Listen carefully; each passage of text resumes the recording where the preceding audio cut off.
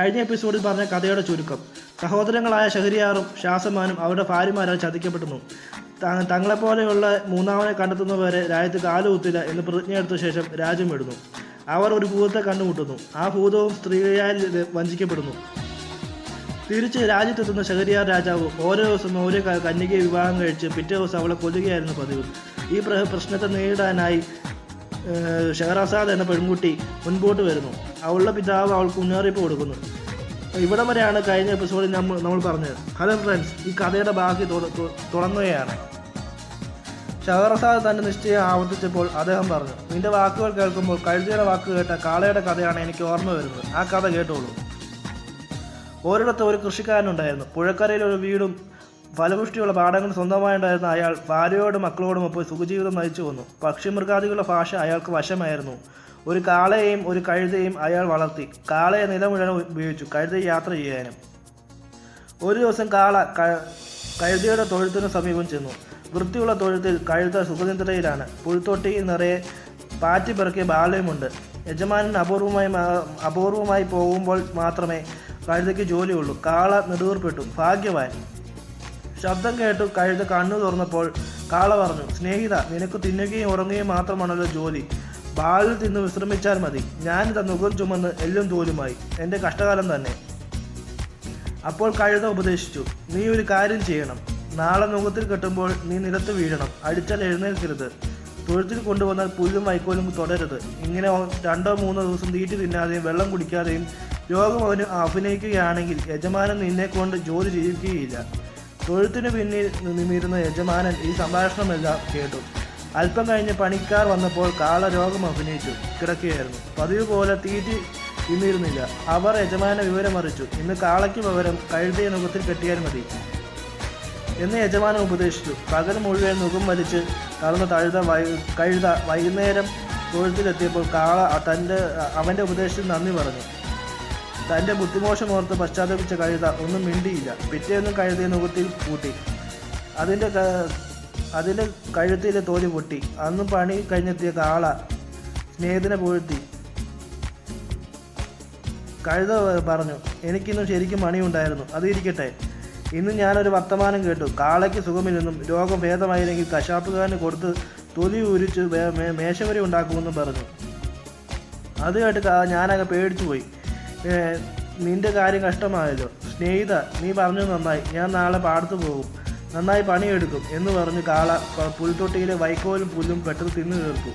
വളർത്തുമൃഗങ്ങളുടെ ഈ സംഭാഷണവും യജമാനും കേൾക്കുന്നുണ്ടായിരുന്നു. അല്പം കഴിഞ്ഞ് കൃഷിക്കാരൻ ഭാര്യയോടൊത്ത് കാളയുടെ തൊഴുത്തിൻ്റെ സമയത്തുകൂടെ നടന്നുപോയി. കാള യജമാനെ കണ്ട് തുള്ളിച്ചാടാൻ തുടങ്ങി. കൃഷിക്കാരൻ അതുകൊണ്ട് പൊട്ടിച്ചിരിച്ചു പോയി. എന്തുകൊണ്ടിട്ടാണ് ചിരിക്കുന്നത്? ഭാര്യ ചോദിച്ചു. ഓ, ഒന്നുമില്ല എന്നായി ഭർത്താവ്. എന്താ എന്നോട് കൂടെ പറഞ്ഞുകൂടാ. മറ്റാരോട് പറയാൻ പാടില്ല. പറഞ്ഞാൽ ഞാൻ മരിച്ചു പോകുന്ന ഒരു ശാപമുണ്ട്. അങ്ങനെ അങ്ങ് മരിക്കുന്നെങ്കിൽ മരിക്കട്ടെ. എനിക്ക് നിങ്ങളുടെ ചിരിയുടെ കാര്യം അറിഞ്ഞേ പറ്റൂ. പറയാൻ സാധ്യമല്ല. എനിക്ക് മരിക്കാൻ ഭയമാണ്. വെറുതെ കള്ളം പറയേണ്ട. നിങ്ങൾ എന്നെ കളിയാക്കി ചിരിച്ചതാണ്. വഴുക്ക് മൂത്തു. എന്തു വന്നാലും ഭാര്യ പിന്മാറുകയിരുന്ന് കണ്ടപ്പോൾ കൃഷിക്കാരൻ മക്കളെയെല്ലാം അടുത്ത് വിളിച്ചു. മരണപത്രം എഴുതുന്ന സാക്ഷികളെ വരുത്താൻ ആളയച്ചു. തൻ്റെ മുറപ്പെണ്ണും മക്കളുടെ അമ്മയുമായ ഭാര്യയോട് അയാൾക്ക് സ്നേഹമായിരുന്നു. ബന്ധുമിത്രാദികളെയും നാട്ടുപ്രമാണിമാരെയും വിളിച്ചു വരുത്തി അയാൾ വിവരമറിയിച്ചു.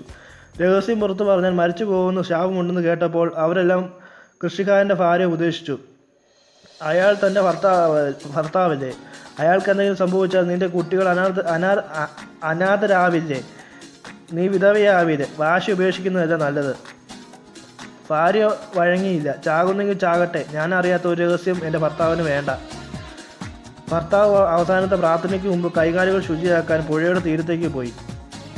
കോഴിക്കൂടിനകത്തൂടെയാണ് അയാൾ പോയത്.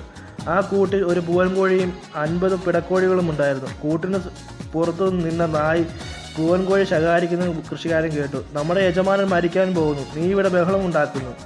ലജ്ജയില്ലേ നിനക്ക്? എന്താണ് കാണുമെന്ന് ആരാഞ്ഞ പൂവൻകോഴി നായി പറഞ്ഞ കഥ കേട്ട് പൊട്ടിച്ചിരിച്ചു. അത് നന്നായി.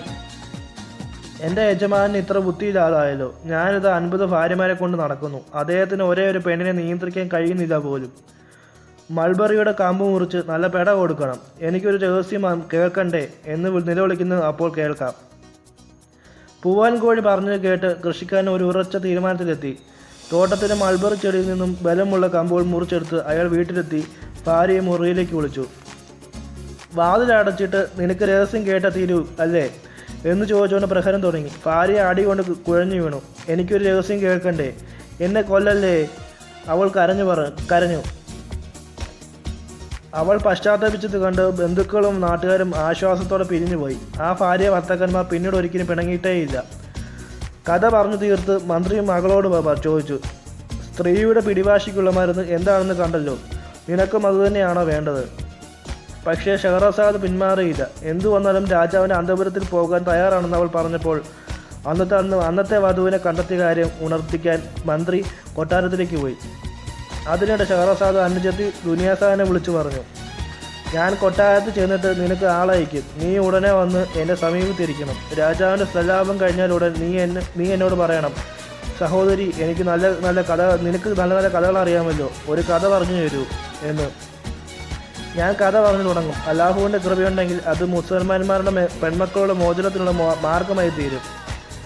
സന്ധ്യയ്ക്ക് രാജസന്നിധിയിലെത്തിയ മന്ത്രിയോട് രാജാവ് ചോദിച്ചു, ഇന്നത്തെ ആളെ ഹാജരാക്കിയിട്ടുണ്ട്? ഉത്തരവ്, മന്ത്രി പറഞ്ഞു. പിതാവിൻ്റെ പിന്നിൽ മറഞ്ഞു നിന്ന പെൺകുട്ടിയോട് രാജാവ് കൽപ്പിച്ചു, എവിടെ, ഇങ്ങോട്ട് നീങ്ങി നിൽക്കൂ. ഷഹറസാദ് ഏങ്ങലടിച്ച് കരയാൻ തുടങ്ങി. എന്തിനാണ് കരയുന്നതെന്ന് ചോദിച്ചപ്പോൾ അവൾ പറഞ്ഞു, തിരുമനസ്സേ, എനിക്കൊരു അനുജത്തിയുണ്ട്, അവളോട് യാത്ര പറയണം. ഉടനെ രാജാവ് അനുജത്തെ വിളിച്ചുകൊണ്ടുവരാൻ ആജ്ഞാപിച്ചു. ദുനിയാസാദ് വന്ന് സഹോദരിയെ ആലിംഗനം ചെയ്തു. രണ്ടുപേരും മണിയറയിൽ പ്രവേശിച്ചു. ദുനിയാസാദ് അവിടെ ഒരു കോണിൽ കിടന്നുറക്കമായി. കുറച്ചു കഴിഞ്ഞപ്പോൾ രാജാവ് എഴുന്നള്ളി. ഷഹറസാദിൻ്റെ ആദ്യരാത്രിയിൽ ഷഹരിയാർ രാജാവ് അവളുടെ കന്യാത്വം നശിപ്പിച്ചു. അത് കഴിഞ്ഞ് രാജാവും ഷഹറസാദും സംസാരിച്ചുകൊണ്ടിരിക്കുന്നപ്പോൾ ഉറക്കമുണർന്ന ദുനിയാസാദ് പറഞ്ഞു, അല്ലാഹു നമ്മെ തുണയ്ക്കട്ടെ, ജ്യേഷ്ഠത്തിക്ക് നല്ല കഥകൾ അറിയാമല്ലോ, ഒരു കഥ പറഞ്ഞു തരൂ, നമുക്ക് നേരം വെളുപ്പിക്കാം. മഹാരാജാവ് തിരുമനസ്സുകൊണ്ട് അനുവദിക്കുമെങ്കിൽ എനിക്ക് സന്തോഷമേ ഉള്ളൂ എന്നായിരുന്നു ഷഹറസാദിൻ്റെ മറുപടി. ഉറക്കം വരാതിരുന്ന രാജാവ് ഷഹറസാദിൻ്റെ കഥ കേൾക്കാൻ താല്പര്യമുണ്ടായി. അങ്ങനെ ആദ്യ രാത്രി ഷഹറസാദ് ഒരു കഥ പറയാൻ തുടങ്ങി. ഹലോ ഫ്രണ്ട്സ്, അടുത്ത കഥ അടുത്ത എപ്പിസോഡിൽ.